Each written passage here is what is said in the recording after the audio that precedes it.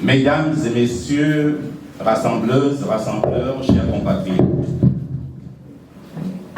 l'heure est grave et le Gabon, notre pays, est à la croisée des chemins. Il lui faut choisir entre la déchéance souhaitée par certains et une destination appelée développement intégral. Le Rassemblement pour le Gabon, parti républicain, a toujours su préserver l'intérêt supérieur de notre pays au détriment de son intérêt partisan. Tout le monde peut s'en convenir, car à des moments clés de la vie de notre pays, le RPG a préféré mettre entre parenthèses ses ambitions pour privilégier le Gabon. En 1993, au sortir de la première élection présidentielle post-conférence nationale, remportée par le père Paul Babesol, et alors que le Gabon était sur le point de sombrer, ce dernier privilégia l'intérêt supérieur du Gabon. Car il aurait suffi d'un mot d'ordre de sa part pour que le Gabon s'embrase. Il ne l'a pas fait, malgré la furie meurtrière en face. En 2005, alors qu'il avait le vent en poupe, grâce à son bilan plus que positif à la tête de la mairie de Libreville, il préféra soutenir Omar Bongo Ondimba, car le contexte de l'époque le commandait suite à un accord tripartite. Omar Bongo, la France représentée par l'ambassadeur Louis Dominici et Paul Babesol, scellé à la demande de M. Omar Bongo. En 2009, le RPG a dû renoncer à la présidentielle de cette année pour soutenir André Mbaouba, celui-là même qui était prêt à tout donner pour détruire le RPG et son leader charismatique. En 2016, alors que le peuple réclamait une candidature unique de l'opposition, le père Paul Babesol a dû se résigner à faire campagne pour favoriser la candidature de M. Jean-Pierre. En 2023, pendant que les signaux de la préélection étaient apocalyptiques, le RPG appela la classe politique de l'époque et toutes les forces vives de la nation à la transition politique et pacifique au Gabon. Au cours d'une adresse à la nation, je disais ceci, je cite, « Le RPG refuse de participer à une mascarade électorale dont les dés sont pipés d'avance. » Et d'ajouter, à quoi sert-il de gagner une élection si le Gabon doit brûler par la suite? Fin de citation. Pour respecter la volonté populaire et en tout cas des consciences, nous avons soutenu le professeur Albert Ndossa en 2023 et avons retiré tous nos candidats aux législatives d'août 2023 pour donner plus de chance aux candidats du peuple. Tout ce rappel historique nous amène à comprendre que le Rassemblement pour le Gabon n'est pas un parti pouvoiriste, à la différence de beaucoup d'autres qui nous taxaient de rêveurs lorsqu'on menait campagne pour la transition politique au Gabon.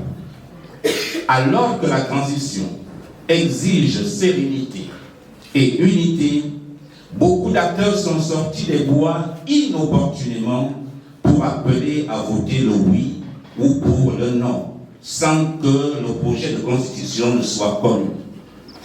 Le Rassemblement pour le Gabon, en partie responsable, et pour ne pas mettre la transition en péril, s'est refusé d'être un mouton de Tarnuche, autrement dit, un monsieur Mekewo.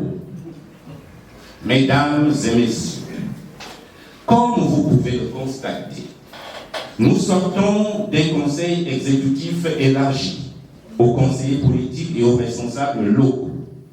Au cours de ce conseil, le directoire du parti et l'ensemble des membres du conseil ont apprécié le contenu de la nouvelle constitution.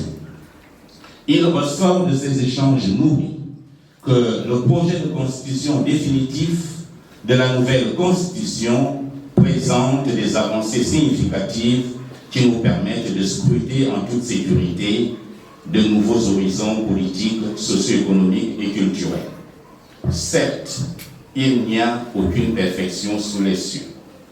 Le Rassemblement pour le Gabon, entre autres propositions, lors de la campagne pour la transition politique et pacifique, avait proposé la réécriture d'une nouvelle constitution sur la base de celle de 1991, ce qui fut retenu par les autorités de la transition. Nous avons souhaité que cette constitution soit validée par le peuple souverain lors d'un référendum. Nous y arrivons à grands pas. Mesdames et messieurs, avant que de donner un mot d'ordre à nos militants et Gabonais, le Rassemblement pour le Gabon présente à la communauté nationale et internationale les avantages et les innovations contenues dans cette nouvelle constitution. Entre autres, nous citons la reconnaissance de Dieu et les ancêtres comme ceux qui précèdent de tout bien moraux, la protection du patrimoine naturel et immatériel, la protection de notre sol, sous-sol, ainsi que toutes ses richesses, l'affirmation des valeurs culturelles et traditionnelles qui exigent que le mariage se contracte entre un homme et une femme, l'appropriation de notre patrimoine culturel et des savoirs traditionnels malmenés des décennies durant, la reconnaissance d'une république démocratique et décentralisée afin de mieux impulser le développement par le bas et créer les conditions d'une alternance politique. La proclamation d'un pouvoir politique de type présidentiel afin d'agir directement sur les leviers du développement ainsi que ceux de la gouvernance. Le service militaire obligatoire à nos jeunes afin d'apprendre à nos jeunes le goût de l'effort et du patriotisme. Eu égard à ce qui précède, le Rassemblement pour le Gabon estime que la perfection n'est pas de ce monde et que seul compte la volonté d'aller de l'avant et de construire un nouvel environnement politique, économique, social et culturel pour notre pays. C'est à ce niveau que nous devons agir dans l'inclusivité la plus totale, afin que les tournants ratés de notre histoire politique se transforment en atouts pour des lendemains meilleurs et pour le Gabon. Nous devons donc nous reconstruire à partir des leçons tirées de nos turpitudes. Le Rassemblement pour le Gabon reste fondamentalement attaché aux principes de liberté, d'équité, de solidarité. Toute valeur que la nouvelle constitution de la République met en avant pour le bonheur du peuple gabonais.